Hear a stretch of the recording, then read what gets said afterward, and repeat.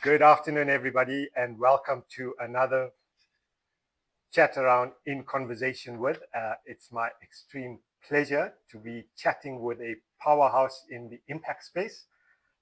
It took us 6 weeks to get this session. She laughs.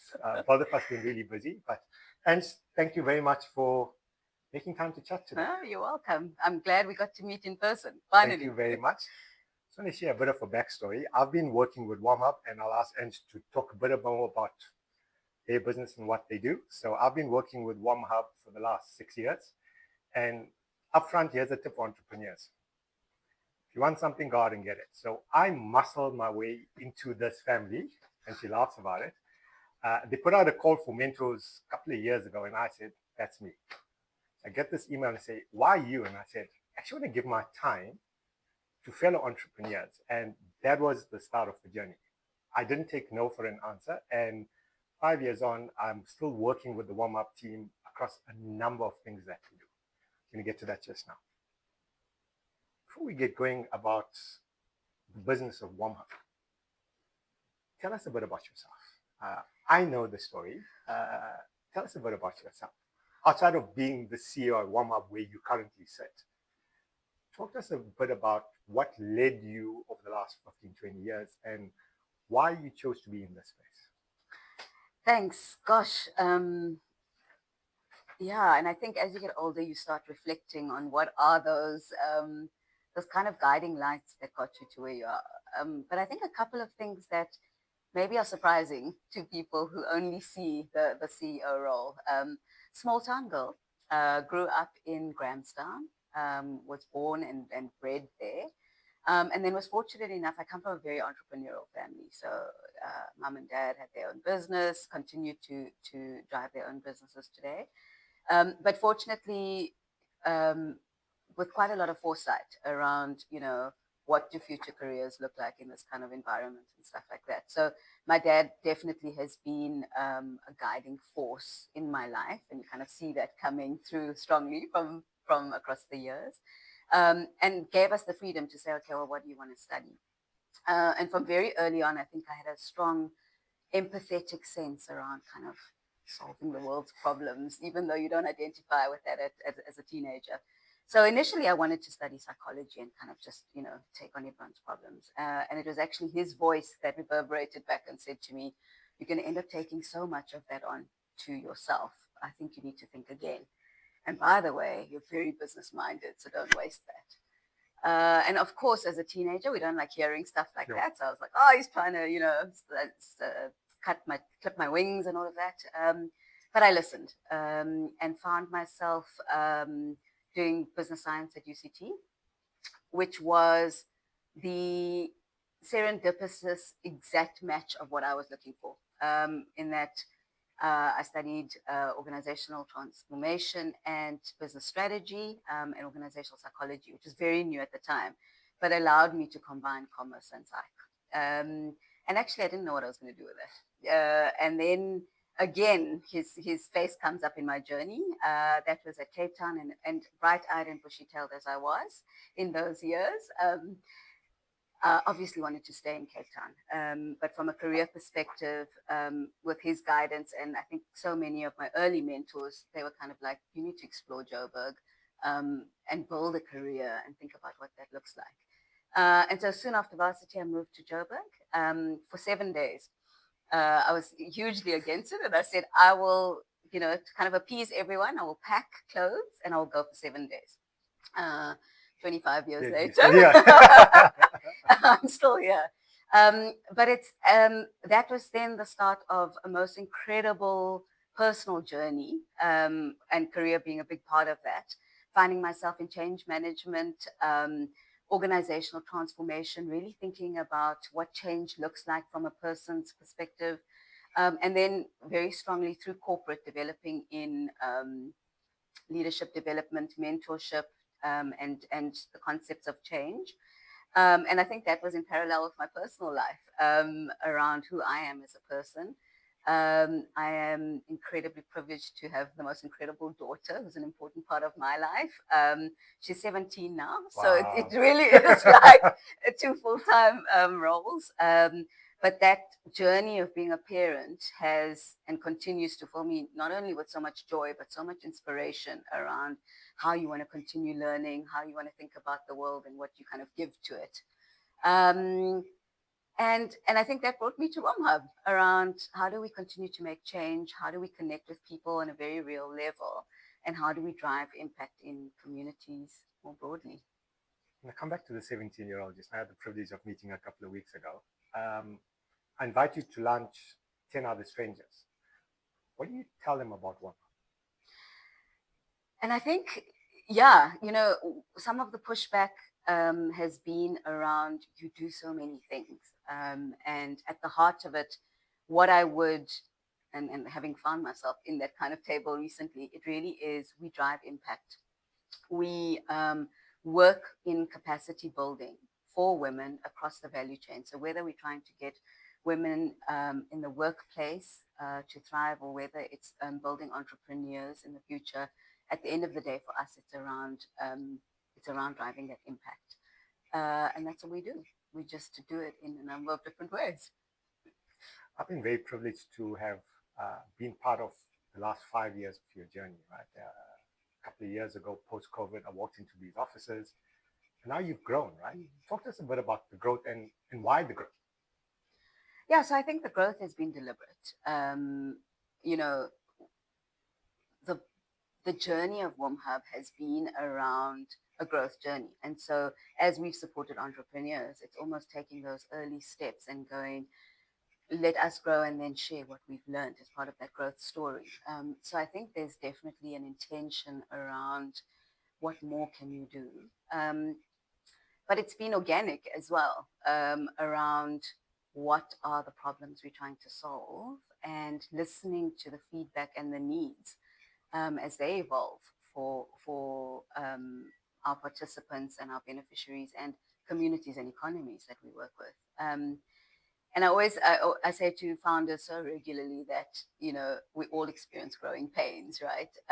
But part of it is, for me, that's exciting because it injects energy. Growth is energy, right? And so I think for myself and the leadership team in Hema and Nadia is we don't ever want to get into a place where we kind of stagnant and feel like we're just doing the same thing over and over again. So that's an important element of the growth. And our business goes through seasons, as entrepreneurs ourselves, we're starting to find that our needs evolve, the economy kind of, chucks different challenges at us that we need to respond with. And so the growth kind of makes sure that we're able to support founders who are experiencing that as well. And I think we just still have so much energy and so much to give that it's just like never enough. Offices, you know, for offices? 3 permanent offices, yeah, and then virtual, so Cape Town, Joburg, and East London, and then cross-border coming soon. Watch the space, yeah. So I'm going to pause here. I think you've spoken about a number of things. I'm going to pick up on 2 or 3, and this is really a lesson for founders and entrepreneurs. Growth will come, but you've got to be deliberate. You've got to have a plan around it. And the key thing you said for me is listen to what your customer wants, right? Often enough, founders build businesses thinking about what they want. And in your instance, this organic growth, 3 permanent offices, is as a result of understanding what the market wants and how your business aligns to that market need. And often enough, I think entrepreneurs forget about that. Yeah, and I think, we run the risk of what we call falling in love with the solution, right? So you've come up with this great idea and nobody's kind of debating that your thing is the best, right? But it is around kind of what is that intention, being close to your why, and I know you talk about this a lot, but also being humble enough to recognize that you may need to change the way in which you do things to still achieve the same outcome. And listening to that feedback is an important part of that, for sure. I guess the business of WomHub doesn't exist without communities, right? I mean, over the years, you've been fortunate to have great partners work with you, great mentors, great support structures. Why, in your mind, is that important to allow you to create this impact that you do? No, and most certainly, we couldn't have achieved this growth without our team, first and foremost. And then like you said, with the incredible partnerships and collaborations. And partnership is exactly what it's defined to be. Means what is the win-win out of this? And so we consciously don't call our clients clients; they're partners because they've got an objective that they're looking for, and we've been so privileged to work with, you know, whether some very large organizations, smaller organizations, but what they all have in common is aligned values, an aligned mission, and this need to deliver impact. And then our broader community around partnerships, sitting at mentors, facilitators, and service providers, really enriches the work that we do. And I think it talks to a couple of things around what true partnership means. The one is that no one can do it all themselves. And I think many entrepreneurs try, especially when you're financially constrained and you're just starting out and it's your baby, right? But you can't do it yourself. And so I think it's around finding those partners and recognizing you can go further with them. The second thing is that, again, talking to intentionality, is that we're very clear about what it is that we're setting out to do and what we're good at. And so having like-minded partners on that journey just deepens our ability to do that. And then thirdly, and very practically, is that we have had the privilege of creating communities that are aligned, and so we're almost able to leave indelible marks. And so in a sense, the legacy that you're building has more of an imprint because of these partnerships and collaborations, right? And I think for me, that's very important. This mission is bigger than all of us, right? And from doing the work that we do. And so we can't do it alone. I just want to pause there. Founders miss something very important that you've spoken about. The essence of partnerships linked to the fact that you can't do this on your own. And often enough, people say, I want to build this big business.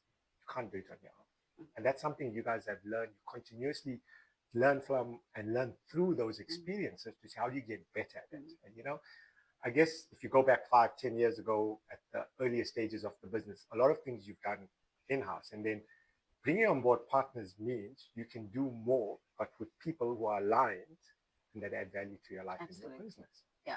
And it's tough, in the beginning around where do you spread financial resources. And I'll add to the message that you're sharing with founders is that, especially in the early stages, start being a little more innovative and creative around knowing that you have value to offer those partnerships as well. I think many of us don't even start because we go straight to I can't afford it. And I would say to founders, take a step back and think about there's value and people want to give. So think a little more creatively around how you can start doing that in the early stages. But the other thing is the flip side, and I'll always sprinkle a healthy dose of realism, is that be careful around the partnerships that you take on. For me, I am, and this, values alignment sits at the core of how you make decisions. Because unfortunately, not everyone has the same objectives, and particularly in women-led businesses, we see this being a reality where you'll get calls for partnership or collaboration that don't really have your best outcomes in mind. So it's about being cautious and going, what am I looking for? What does partnership look like for me? What does partnership look like for the other person? And if there's a match and there's a sense of comfort there, then you can start building on and working together.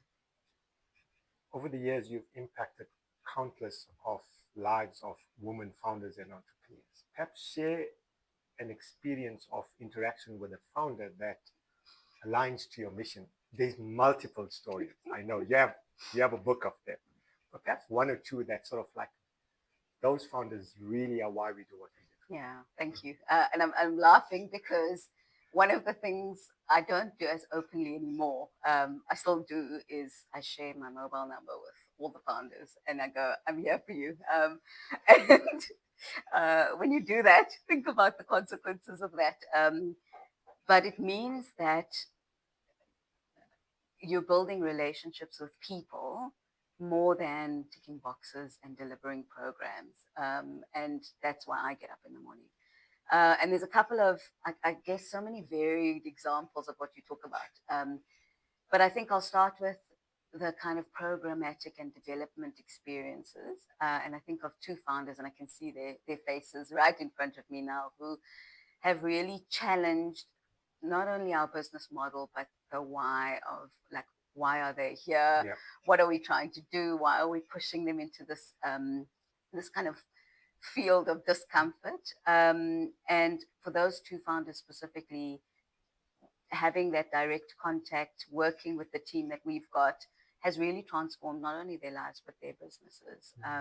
And so the first founder found herself with a very small manufacturing operation, and really kind of said, I don't have any more to learn here. What am I doing here? And through the end of that has now more than tripled her revenue. She is flying high in terms of access to market and new markets. And it's such a great success story. And the second one, finding herself in the renewable space, was really around, do I fit in this environment with other entrepreneurs, and went through her own kind of personal journey around relevance and belonging and all of that. And but through the program, built incredible resilience and a whole new thought process around her business, to the point that when the renewables market has changed completely with kind of load shedding having the sudden end, she was able to pivot her business and already start thinking about the what's next for me, and being incredibly successful there. But the stories are endless, Sanjay, and Yeah. I think each individual that we work with has not only a story, but a success behind them, even though sometimes Yeah. it's hard to identify, Yeah. And for me, that's what kind of puts the smile on my face, and the passion behind what we do. I'm going to switch gears away from business, but I just got one story to share with everybody. I was privileged to be part of a pitching event at WomHub a couple of weeks ago, and the power of connection actually came to the fore on that day. There was a founder pitching for some funding, and they were looking for somebody to support them with growing their business. And it happened to be that 3 or so years ago, there was another founder as part of the program that set up containers in a basically business in a box in a container. Exactly. And through that, these posts, I guess, these people actually are now connected. And 3 years ago, somebody part of a program is now working with somebody that's currently in the program. That's the power of connection that you're able to deliver as part of this program. Yeah. I'm going to switch gears away from that. You spoke about the 17-year-old. What impact does a 17-year-old have in the life of a CEO of an impact business that's got a great career in corporate? What are those things that you learn from a 17-year-old? Listen, I mean, where biggest learnings come from. And I, whenever, and I mean, you know me well, and whenever I talk about her, my face lights up. Sure. And parenting her has been such a privilege. Yeah. But the spectrum of learnings is unreal. So the first thing is that the age 17 is just another stage. And I think for me, the whole parenting journey has had learnings. And kids are so incredible because at every stage of their development, they're teaching you stuff, and I think it's about being open to that. But for me, we have an incredibly, incredibly close relationship. And she's taught me around joy, the pure joy. And I think I've seen that through her development and her becoming her own person, is that kind of natural curiosity to just like experience life. And I think that's something we must definitely take from kids, because we get a little bit caught up in the what's going on. But she's also my conscience, and in many instances and in many ways, she's very different from me. And that some of that has been my biggest learnings around having and owning your voice. I think this generation does that much, much better than we ever did. But also being true to yourself and kind of setting your own boundaries, which I think I gave a little bit away, especially in my kind of formative years and finding myself in, in my early adulthood. Um, but also just the lessons also come from what is it that you teach. And so being conscious around what am I showing her? What example am I setting? And um, I always say I don't know if I'm a fun parent, but like I try. We both share an absolute love and passion for travel, and for me that's experiential learning to the max, right? How is it that we get to kind of explore and learn new things together? But then it's around actually the young people around you are watching, Yeah. right? So part of our learning is what are we teaching, and for me and with her and having this very close relationship is that mirror she holds up to who am I, how do I show up, and what are the gifts we want to give the world, Sure. right? Yeah. Yeah. Balancing being a corporate executive with being a parent. And this is more you telling the audience around how do you balance that? I mean, what are some of the things? It's never an easy balance. I'm not a parent, we don't have kids by choice. How do you balance that? I mean, this environment is tough. Yeah. Daily, weekly, monthly. You've got the 17-year-old that's, I guess, got a mind of their own. You learn a lot, you share a lot. How do you balance that? Yeah. Yeah. And I think my first starting point to share with all of you is that I don't believe in balance. Because balance almost implies that something's got to give. And so if you think of kind of the traditional depiction even of scales, you kind of think of, one has to be lifted for the other one to have weight. But I think for me, it's around integration. And so it's around knowing what is important to you and almost making all of those puzzle pieces fit together. And knowing that the thing about integration is sometimes, again, something's got to give, but overall, the picture hopefully works. And that's kind of the philosophy that I try and live by. And then having grace to know that you're not always going to get it right. We were talking earlier about travel schedules and things like that. It takes a personal toll. And I think admitting and being real with those around you to say, I'm struggling. I need a little bit of leeway here or break or support is one of the hardest things that those of us who kind of want to take care of it all struggle with, right? And so I think it's about recognizing who is your tribe, who are your people who are going to help you get this done. And they can be emotional broad shoulders or they can be very tangible, people who kind of help you co-run your life. And then it is about understanding that you can't be all things to everyone all the time. And so how do you make that all fit together? And what are your non-negotiables?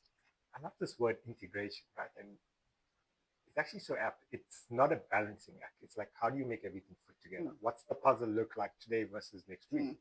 It's fitting different pieces into the puzzle at different times. Back to WomHub. As an incubator, accelerator, woman-focused support business, creating high impact, 3 offices. The next 3 to 5 years, in your mind, what's that journey going to look like? What are the things that you're going to do the same, and what are the things you'd like to do differently? Yeah, good question. Because there's always the personal component to that, and then there's the kind of organizational growth to that, and kind of, I guess, both of those journeys kind of work in parallel. But from a business point of view, the impact work has to continue. I think whilst we've made significant strides, there's still so much work to be done to create equitable playing fields, which I always say is our objective. So again, deliberately being female focused is something we get challenged on, and of course something nobody wants to be doing forever, but it needs to be done now. So I think that focus and that need for impact remains and will remain. Incubation and acceleration is a busy and populated space. So I think it's about continually thinking about what differentiates you as an organization and sticking to those principles. And in fact, from a leadership perspective, we talk about if we ever lose the WomHubbiness of what we do, we've lost the plot. And so continually thinking about what is that sits at the heartbeat of our organization. So that will remain, I think, and it again ties so closely to the why and the purpose. But, you know, I think definitely in the last kind of 9 months is the need for demand-based capital is more real than ever. And, you see it time and time again when you're trying to understand what are the key needs that female founders have. And it's of course, financing and funding is a challenge across the board, no matter who you are. But for us, it's around really pushing the needle now around, I almost think of it as we've got to inject movement into the economic systems to move capital. And what I mean by that is around our responsibility is to educate and capacity build founders so that they're crystal clear on what their financing needs are. But on the other side is that kind of motion of movement around money is not only around getting the capital moving, but almost all of the capital in its different forms, right? But then thinking about real movement around access to market, access to opportunities, and then for women specifically, how do you convert networks for growth? So I think that's definitely where the work is going to shift to around providing catalytic funding to see what does that enable entrepreneurs to do. And you already see the language around that changing. Technology is going to become a key, well, already is, but will become an increasingly key enabler in this space around not only measurements and metrics for us as an organization, but for small businesses thinking about what does this allow you to do that you otherwise wouldn't have in typically resource constrained environments. And that's exciting for me. And then I do believe that economies are changing. And so it's going to be, especially kind of on the continent and in Southern Africa specifically, it's going to be up to us to support where that movement is going and make sure that founders and entrepreneurs are future enabled, right, and future fit. Last question on the WomHub journey. Impact focused women entrepreneurs, yet you have men supporting your programs. Why? Because developing women is not done at the exclusion of men. It's that simple. It's a conversation and, more importantly, a set of actions that we all have to collectively commit to. So, and I always say, to partners like yourself and anyone else out there, even our spaces, they're not built at the exclusion of men, but they have a different intention in terms of how they're built and what they provide, whether it be our spaces, our programs, the conversations we have. And I come back to the purpose of that is to create this level playing field. But there is no doubt in my mind, one, that we couldn't have done it without allies, champions, and sponsors who are men themselves who understand that this is not about taking pieces of cake from one to another. It's about recognizing what's the size of the whole cake and then giving everyone equal opportunity to be able to partake, right? But the second is the important message that we're giving the future generation around, if you want to be true to diversity and inclusion, it's about every child, be it the boy child, be it the girl child. And so this is not about reinforcing exclusion, right? And I think that's the caution when you're doing work around inclusion is unintended consequences around exclusion. So it's almost about letting those boy children who are watching also understand that they have a space in the future, and it can't be done without all of us. We could go on. So I'm just looking at the clock. Up front, I said it's going to be 25, 30 minutes. I have no idea where we are. It's probably longer than that. I'm going to try and bring this to a close. Non-work stuff. You're a tea or coffee person? Coffee? Wine, whiskey, gin, Mm. all of them. Yeah, exactly. Depends on the day of the week, but wine and gin. Good. Yeah. That's a great thought. Or what in your view is an underrated skill for leaders? And founders and entrepreneurs are leaders in their own right. What in your mind is something that's really underrated? Comprehension. Yeah. So for the longest time, I've been talking around communication. And I think more than ever before, I'm learning that the reason we miss each other, even in talking about communication, is taking that moment to go, did I comprehend? And is the communication that I share able to be comprehended? Hugely underrated. Yeah. I have to echo that. Often enough, we lose ourselves when not talking. Yeah. Right? And I'm a firm believer. I actually don't want to be on the phone. I want to talk to people like you in person because you can share a lot more. And that's a missed opportunity often enough, Absolutely. People stop talking because technology is there. And if you go back to our youth, which is many years ago, there was no technology. Right? Exactly. There were no smartphones. You had a very small box TV, and that was your entertainment, right? And we spoke, and we talked, and we engaged. And that is such an underrated aspect, not only for leaders, for founders, entrepreneurs, but people working in business. Yeah, absolutely. Yeah. A motto or phrase you live by? Sure, quite a few, but I think the one that kind of really guides me now is take a moment to breathe. Reflection is incredibly important for me. And I think too often we kind of just step into just do because we wear busyness and productivity as a badge of honor. And I'm really in the phase of kind of just take a moment. Take a moment to breathe. Yeah. I talk a lot about this, the importance of me time. So, and I talk a lot about this, and I'm going to say it again. I have me time every single day, literally every single day. Whether it's at the gym, walking, doing stuff for myself, so I can breathe, I can think for myself, and actually not worry about what else is happening. So, again, tip to everybody out there: have some me time. Final thought from you: what is one piece of advice you'd give to founders and entrepreneurs?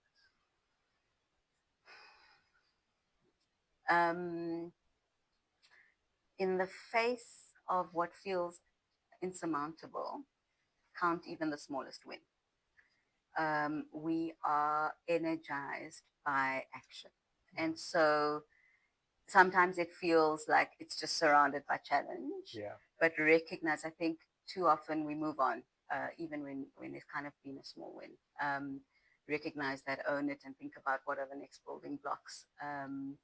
It takes time. Entrepreneurship is a long-term game, and you need to be patient. And so recognize the wins as small as they are. Perfect. And thank you very much. I'm just going to try and summarize such a jam-packed couple of minutes that we've been talking. It's about impact. Be very clear and deliberate. It does take a village to build your business. Sure. And you've seen it firsthand in WomHub. Yeah. I mean, I guess yourself and the two founders and your team are not enough, right? And it takes a village of ecosystem partners to help build your business. And thank you very much. This has really been incredible. I hope everybody's going to get some value. There are so many nuggets. Take your time, listen to this a couple of times. You're going to take a lot out of this. Thank you very much again. It's been an absolute pleasure chatting. Awesome. Thank you. See you soon. Good. Thank